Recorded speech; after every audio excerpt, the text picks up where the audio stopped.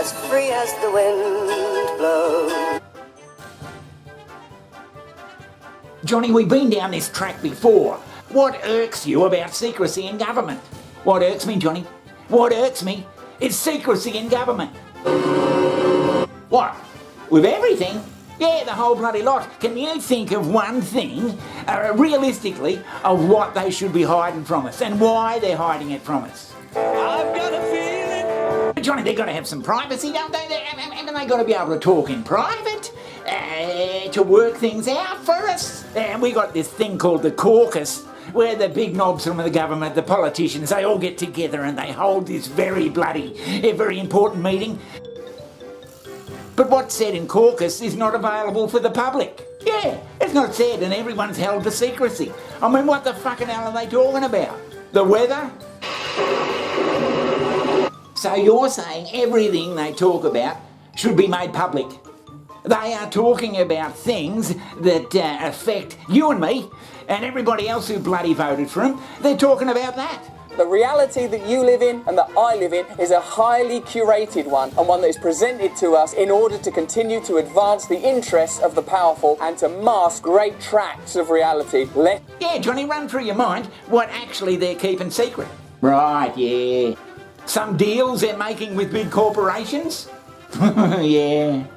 Who's lobbying what? What big corporation is coming in and lobbying for their own interests? Right. I reckon there should be bloody film made available of every fucking lobbyist that goes into a politician's office with what he's who he is, what he's doing, and when he went. Jesus Christ, Johnny. Yeah, they're lobbying for an advantage for their company using the politicians we elected. That these people are fucking idiots. And how do we know, Johnny, when these politicians have lobbyists come in, that the politicians haven't got shares in the company that's in their lobbying? Do you mean to say there's politicians out there, Johnny, that have shares in companies they're making decisions on? Is that possible? I've got a feeling. How do we know?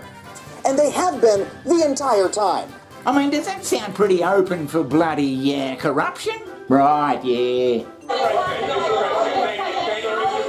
Mr. President, classified material next to your Corvette. What were you thinking? I'm going to get a chance to speak on all this, God willing, soon. But as I said earlier this week, people, and by the way, my Corvette's in a locked garage. Okay, so it's not like you're sitting out in the street. But anyway, we don't want the public to know what's going on with that. We'll release the details later. Well, no. I mean, it's important. I was watching that clip back again of Nicola Sturgeon.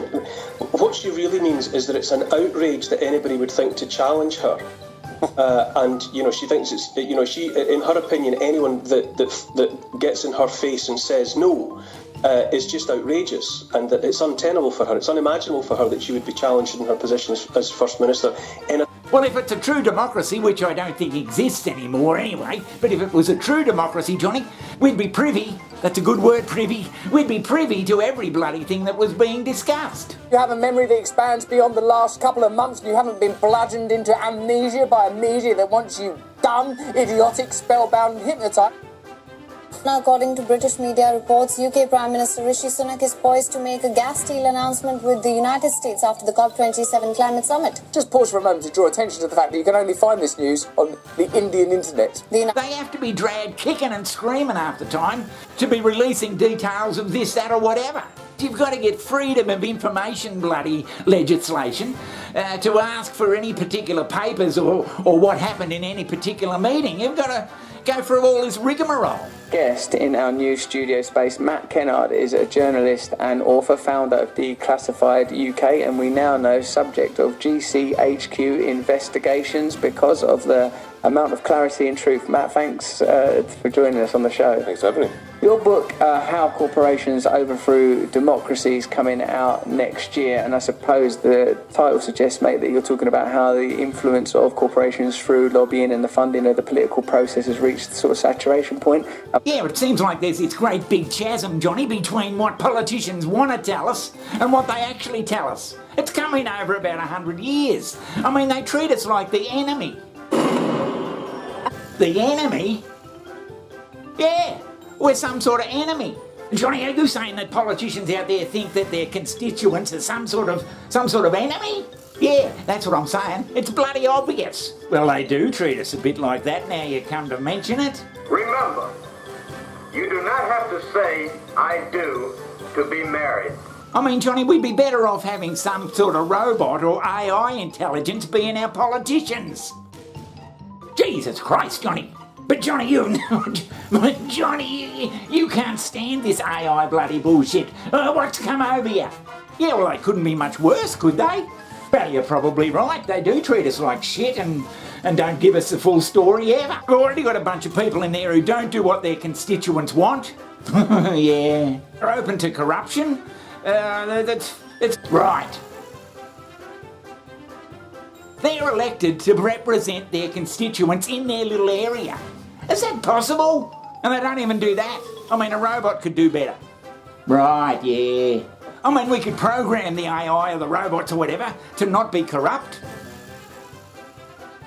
Yeah, we'll just program it in. Oh, yeah, well, we could program them to tell the truth, what they were discussing between themselves. Well, I suppose you could program them to be like that.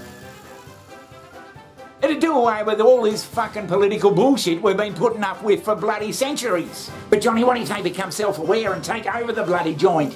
Then we got robots running the place. Yeah, and we can program these robots to not even be friendly with the other robots.